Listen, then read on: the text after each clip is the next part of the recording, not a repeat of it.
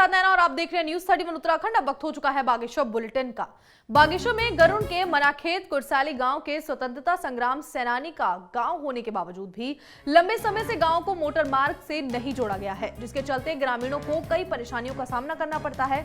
साथ ही इस कारण गांव में कई तरह की दुर्घटनाएं भी हो चुकी हैं। वहीं इसको लेकर परेशान ग्रामीणों ने सरकार पर आक्रोश जताते हुए सड़क नहीं बनने पर वोट नहीं देने का नारा लगाकर आने वाले विधानसभा चुनाव का बहिष्कार करने की बात कही है।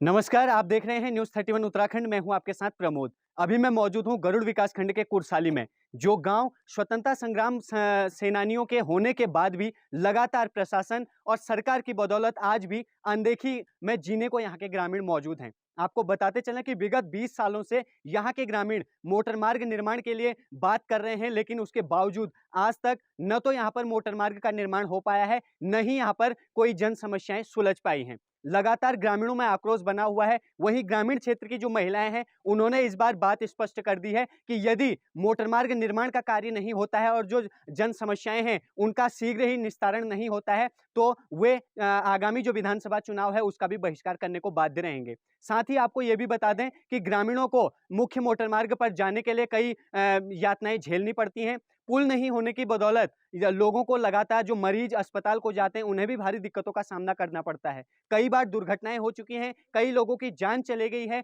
बावजूद उसके न तो प्रशासन की ओर से न सरकार की ओर से इन लोगों का जो है संज्ञान लिया जा रहा है। ऐसे में एक प्रश्नवाचक चिन्ह खड़ा होता है कि सरकार और प्रशासन के द्वारा जब हवाई फरमान किए जाते हैं, लगातार बड़े बड़े दावे पेश किए जाते हैं कि आज जो पूरा क्षेत्र है सभी को मोटर मार्ग से जोड़ दिया गया है, सभी लोगों के जो गांव हैं वहां जन समस्याएं निस्तारित कर दी गई हैं, लेकिन ऐसे में एक बात उभर कर सामने आती है कि स्वतंत्रता संग्राम सेनानियों के गांव में आखिर ये जन समस्याएं कब निस्तारित हो पाएंगी और कब गांव के लोगों को मुख्य मोटर मार्ग से जोड़ा जाएगा। हमारे यहाँ रोड नहीं, रोड 20-25 साल हो गए। आज रोड आएगी, कल रोड आएगी, परसों रोड आएगी। जब उनको इलेक्शन होते हैं तब आते हैं, जाना होता है बस अगले साल को रोड आ जाएगी। और जब कुर्सी मिल गई तो जय राम जी, कोई मतलब नहीं गांव में आने का, कोई धरना देने का कोई मतलब ही नहीं। 25 साल से ऊपर हो गए हम सड़क के लिए संघर्ष कर रहे हैं यहाँ पर, और शासन प्रशासन कोई सुध नहीं ले रहा है। और हम लोगों की बहुत ही बड़ी समस्या है सड़क की। यहाँ पर किसी महिला को प्रसव पीड़ा हो तो इतनी दूर तक वो कैसे ले जाएगा डोली से, और कई प्रकार की और भी समस्याएं यहाँ पर है। और सड़क की हमारी सबसे बड़ी समस्या है। और सड़क क्योंकि सब को आपस में जोड़ती है। आज 25 सालों से जबकि इस पूरे क्षेत्र के लोग संघर्ष कर रहे हैं और शासन प्रशासन कोई सुध नहीं ले रहा है। और इसलिए सभी का यही कहना है कि मतदान का बहिष्कार भी हम करेंगे, जरूरत पड़ेगी तो धरना भी करेंगे। सबसे पहले तो मैं न्यूज़ 31 का धन्यवाद करना चाहता हूं, जो आज हमारे पहली बार हमारे गांव में पधारे हैं, और न्यूज़ 31 का मैं तहे दिल से आभारी हूं। सबसे बड़ी समस्या हमारी जो है रोड की है, और विगत 25 सालों से लंबित पड़ी है। कई बार पिछले बार लोकसभा चुनाव में भी हमारे माननीय शिव सिंह बिष्ट जी ने भी कहा था कि मतलब चुनाव खत्म होते ही 1 साल के अंदर रोड आ जाएगी। खाली ये जुमलेबाजी की राजनीति करते हैं और आज तक ये वोट बैंक की राजनीति करते हैं। आज भी गांव में मूलभूत समस्याओं के लिए हर कोई संघर्ष कर रहा है। यहाँ पे देखिए अभी तक रास्ते नहीं हैं, सिंचाई के अभी गुल जो भी हैं अभी नहरें नहीं हैं। बंदरों का आतंक यहाँ पे आए दिन इतना होता है। जंगली सुअर जो भी है हमारे फसलों को नुकसान करता है और हमारे पलायन का बहुत बड़ा कारण है। हमको यहाँ वोट कर रहा है, सारे गांव में आ जाते हैं और कह रहा फिर वोट दो, हमको वोट दो। हम जिसको वोट नहीं आए तो हम वोट नहीं किसी को नहीं दूंगा। और हमारे गांव में आएंगे तो लाठी चलेगी, जो वोट वाला है लाठी चलाऊंगा। और हमको धरना पड़ जाएगा। किसी डंडा में तो वोट चले गई तो हमारा यहाँ कितने समस्या है। वहाँ से घोड़ा लगाता हूँ और लोग आज बेटी बोली आ जाती है, कहाँ में जानी बेटी बोली है, हमको कोई समस्या है।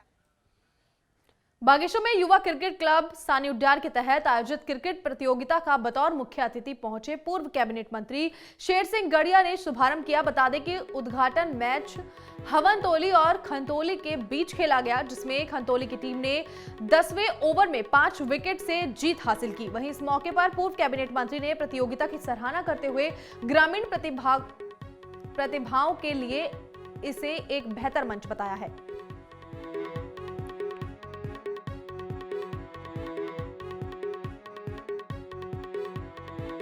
आज ऐसी सानी उडियार क्रिकेट क्लब के तत्वाधान में राजकीय इंटर कॉलेज सानी उडियार के ऐतिहासिक क्रीड़ा मैदान में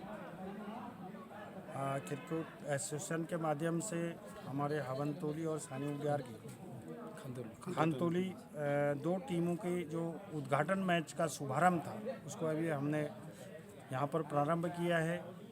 क्योंकि इससे क्षेत्र की जो हमारे नौजवानों की प्रेरणा है, निश्चित रूप से अभी अभी हमने उधर सिंकुना के अंदर वॉलीबॉल का उद्घाटन किया और कांडा कमस्यार का जो एक अपना प्राचीनतम इतिहास रहा है कि यहाँ के जो हमारे प्रतिभावान खिलाड़ी हैं वो वॉलीबॉल के क्षेत्र में, क्रिकेट के क्षेत्र में, अन्य भी जो प्रतियोगिताएं पूरे स्टेट लेवल पे इनका अपना विशिष्ट स्थान है। जहाँ तक क्रिकेट का स्थान है, एक समय था जहाँ कुछ ही लोग इससे जुड़े थे अंतर्राष्ट्रीय स्तर पर, लेकिन निश्चित रूप से आज यह क्रिकेट का मैच हमारे गांव के अंदर, गांव और गरीब का खेल हो गया है। सानी उडियार क्रिकेट क्लब के तत्वाधान में वर्ष 2022 का ये उद्घाटन मैच यहाँ पर खेला जा रहा है। खनतोली और हवनतोली के मध्य आज हमारे बीच में मुख्य अतिथि पूर्व कैबिनेट मंत्री और पूर्व विधायक कपकोट श्रीमान शेर सिंह गड़िया जी ने इस मैच का उद्घाटन किया। इसमें क्षेत्रीय जनता का भी विशेष योगदान रहा है इस टूर्नामेंट को सफल कराने के लिए। जैसे कि विगत वर्ष में भी हमारी जनता ने हमें काफ़ी सहयोग किया। मैं साथ में राजकीय इंटर कॉलेज सानी उडियार के समस्त कर्मचारियों का और यहाँ के प्रधानाचार्य श्रीमान राजेंद्र प्रसाद बिष्ट जी का भी अपने दिल से, तहे दिल से और अपनी कमेटी की ओर से हार्दिक स्वागत एवं अभिनंदन करता हूं। बागेश्वर में जिला रेड क्रॉस सोसाइटी के जिला सचिव आलोक पांडे और जिला कोषाध्यक्ष जगदीश उपाध्याय ने रक्तदान कर नए साल की शुरुआत की। वहीं सोसाइटी के पदाधिकारियों ने हर साल की तरह नए साल में भी रक्तदान को बढ़ावा देने और हर रक्त पीड़ित की मदद के लिए काम करने का संकल्प लेने के साथ ही युवाओं से भी अधिक रक्तदान करने की अपील की है। वहीं समय पर खून मिलने पर रक्त पीड़िता के परिजनों ने सोसाइटी का आभार जताया। साथ ही सोसाइटी के चेयरमैन संजय शाह जगाती और वाइस चेयरमैन इंद्र सिंह फरसवान ने दोनों पदाधिकारियों के प्रयास की सराहना की है।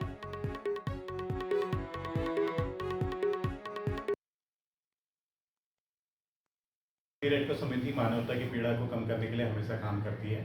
इसी संदर्भ में रक्तदान का भी हम लगातार कार्यक्रम चलाते रहते हैं। अभी एक कोई रक्त पीड़िता की बी पॉजिटिव की डिमांड आई हुई थी, तो उसके लिए हम यहाँ आए हुए थे।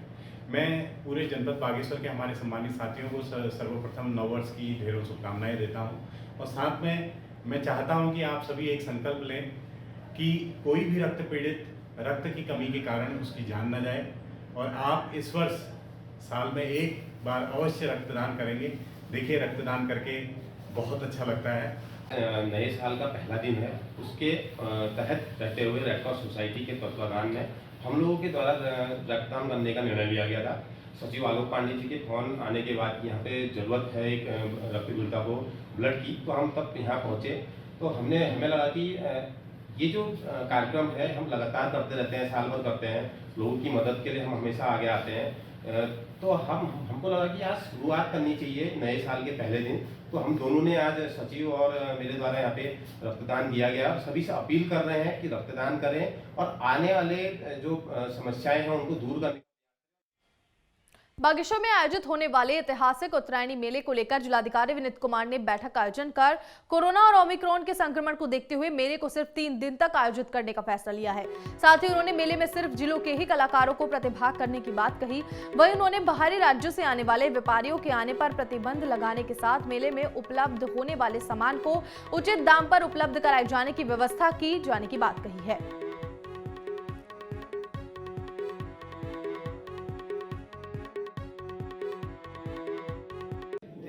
ओमिक्रॉन का जो खतरा है वो दिन पर दिन बढ़ते जा रहा है। अब हमारा तो प्रशासन से अनुरोध था कि इस मेले को कैंसिल कर दिया जाए, लेकिन प्रशासन ने एक बीच का रास्ता निकाला और मेले को 3 दिन के लिए किया, जिसमें उन्होंने ये कहा कि बाहर से कोई भी व्यापारी यहाँ नहीं आएगा और यहीं के व्यापारी फड़ लगाएंगे। तो मेरा प्रशासन से भी अनुरोध रहा कि हम जो बागेश्वर के व्यापारी हैं उनको रोड साइड में वो फड़ लगाने की इजाज़त दे दे, जिससे नदी भी शुद्ध रहेगी और दुकानदारों का दुकानदारी भी चलेगी। और गरीबों के लिए हमने कई दुकानदारों ने सेल शुरू कर दी है, 100 रुपये में स्वेटर देना, कपड़े देना। अभी चौक बाज़ार में हमारे दुकानदार हैं श्री प्यारेलाल गिरीशा, उन्होंने भी सेल शुरू कर दी है 100 रुपये वाली, और कई दुकानदारों ने सेल शुरू कर दी है। तो मेरा ये प्रशासन से यही कहना है कि अगर मेला 3 दिन का है तो 3 ही दिन का रहना चाहिए, नहीं कि भी उसमें दुकानें लगी हैं 10 दिन तक, 20 दिन तक, तो ये उचित नहीं है, क्योंकि ओमिक्रॉन का खतरा इतना ज़्यादा है। मैं तो कह रहा हूँ 3 दिन का मेला भी बहुत ज़्यादा। उत्तरायणी मेले के संबंध में जो जिला स्तरीय जो कमेटी है उसकी आज हमने बैठक करी है, जिसमें मेले से जुड़े हुए सभी जो जनप्रतिनिधि और जो स्थानीय लोग हैं वो सभी यहाँ पे उपस्थित थे और सभी ने अपना अपना जो पक्ष है वो यहाँ पे रखा और उसी के बेसिस पे जो है हमने ये आज यहाँ पे निर्णय हुआ है कंसेंसस से कि यहाँ पे जो मेला है वो होना चाहिए। और क्योंकि ओमिक्रॉन की भी यहाँ पे परिस्थितियाँ बनी हुई है तो उसको भी ध्यान में रखते हुए हमने ये निर्णय लिया कि इस बार हम सिर्फ 3 दिन का यहाँ पे मेला करेंगे और उसका जो धार्मिक स्वरूप है वो भी एज इट इज़ रहेगा, क्योंकि ओमिक्रॉन में हम ये नहीं चाहते हैं कि बाहर से जहाँ पे ओमिक्रॉन का फैलाव ज़्यादा है वहाँ से बाहर से कोई लोग यहाँ पर आए, तो सिर्फ स्थानीय जो लोगों की यहाँ पे स्टॉल्स वगैरह लगेंगी और सिर्फ जो लोकल हमारे यहाँ पे जो कलाकार है सिर्फ उनके द्वारा पे ही यहाँ पे सांस्कृतिक कार्यक्रमों का।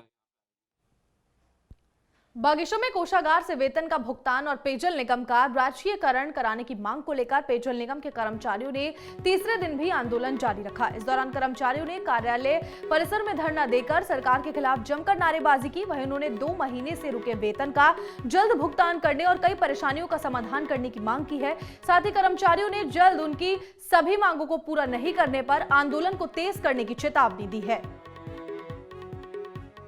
हम लोगों का जो पेयजल निगम कर्मचारियों का मामला है, हम लोगों का क्योंकि समय से वेतन का आहरण नहीं हो पाता है, जिस संबंध में हम लोग जो है समय समय पर ये मुद्दा उठाते रहे हैं।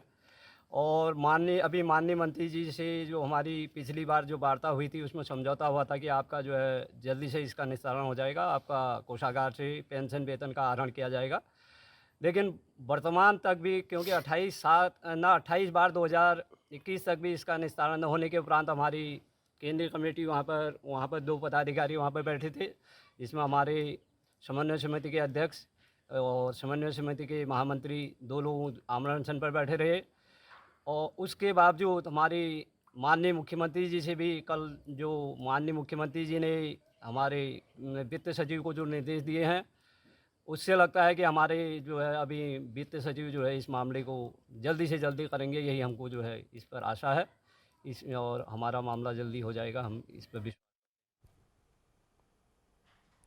बागेश्वर के डाइट सभागार में आज कक्षा 10 और 12वीं के छात्रों के लिए टैबलेट वितरण कार्यक्रम का आयोजन किया गया, जिसमें मुख्य अतिथि के रूप में क्षेत्रीय विधायक चंदन रामदास और जिलाधिकारी विनीत कुमार मौजूद रहे। इस दौरान बच्चों ने टैबलेट मिलने पर सीएम का आभार जताया और खुशी जाहिर की। साथ ही जिलाधिकारी ने भी बच्चों के उज्जवल भविष्य की कामना की है। वहीं इस मौके पर डाइट प्रवक्ता डॉक्टर संजय गुरुरानी की किताब इंद्रधनुष का विमोचन भी किया गया। बता दें कि किताब के जरिए भारतीय संस्कृति और स्कूल में साल भर में मनाए जाने वाले कार्यक्रमों की जानकारी दी गई है।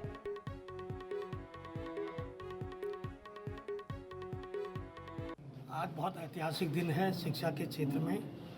माननीय मुख्यमंत्री जी ने ये घोषणा की थी कि कोरोना काल में हमारे शिक्षा क्षेत्र में बच्चे ऑनलाइन पढ़ाई से वंचित थे, चूँकि उनकी आर्थिक स्थिति ऐसी नहीं थी कि वो लैपटॉप टैबलेट वगैरह खरीद सकें। इसलिए माननीय मुख्यमंत्री जी ने कक्षा 10 और कक्षा 12 के बच्चों को टैबलेट खरीदने के लिए घोषणा की थी और आज वो दिन साक्षात हो रहा है कि माननीय मुख्यमंत्री जी प्रदेश से लाइव होकर पूरे प्रदेश के बच्चों को यहाँ पर संबोधित भी कर रहे हैं और लैपटॉप का वितरण भी कर रहे हैं। देखिए, माननीय मुख्यमंत्री जी के द्वारा एक घोषणा की गई थी कि जितने भी हमारे पूरे स्टेट में 10th और 12th क्लास के बच्चे हैं उनको टैबलेट वितरण किया जाएगा और उसी उपलक्ष्य में आज इसका शुभारंभ जो है माननीय मुख्यमंत्री जी द्वारा देहरादून से किया जा रहा है, जिसमें हमारे जनपद भी यहाँ पे इसके माध्यम से जुड़ा हुआ है। और यहाँ पे भी हमने कार्यक्रम रखा है जिसमें हमारे पूरे जनपद में लगभग 5,507 बच्चे मुझे बताए गए हैं कि 10th और 12th में है, जिनको ये टैबलेट वितरण का कार्य होना है। और सिंबॉलिक रूप में अभी हम लोग यहाँ पे 25 टैबलेट हम लोग वितरण करेंगे और इसके बाद में सारे बाकी जो बच्चे होंगे उन सभी को डीबीटी के माध्यम से उनके सीधे खातों में जो है 12,000 रुपये की धनराशि। बागेश्वर में व्यापारियों ने नगरपालिका के व्यापारियों पर लगाए गए यूजर चार्ज का विरोध कर नगर व्यापार मंडल अध्यक्ष हरीश सोनी के नेतृत्व में कुमाऊं मंडल आयुक्त को ज्ञापन भेजकर जल्द ही यूजर चार्ज को निरस्त करने की मांग की। इस दौरान हरीश सोनी ने नगरपालिका पर परिसीमन वाले क्षेत्रों में भी व्यापारियों पर यूजर चार्ज लगाकर शुल्क वसूल करने को शासन के आदेश का उल्लंघन बताया है। ऐसे में अब उन्होंने तुरंत ही यूजर चार्ज को खत्म करने की मांग की है।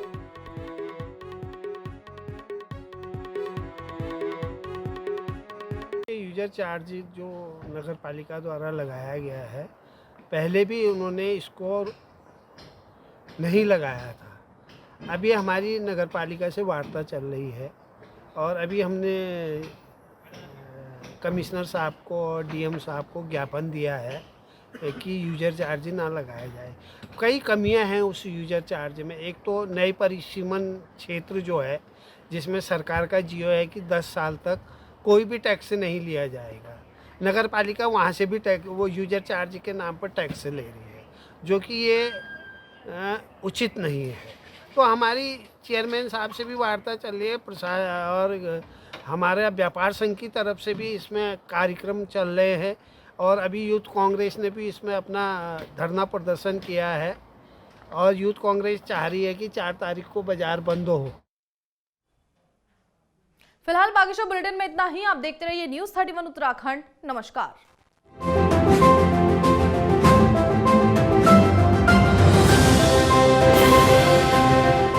हर खबर में होगी हमारी नजर। खबरों से जुड़ने के लिए हमारे चैनल को सब्सक्राइब करें और बेल आइकन दबाना ना भूलें।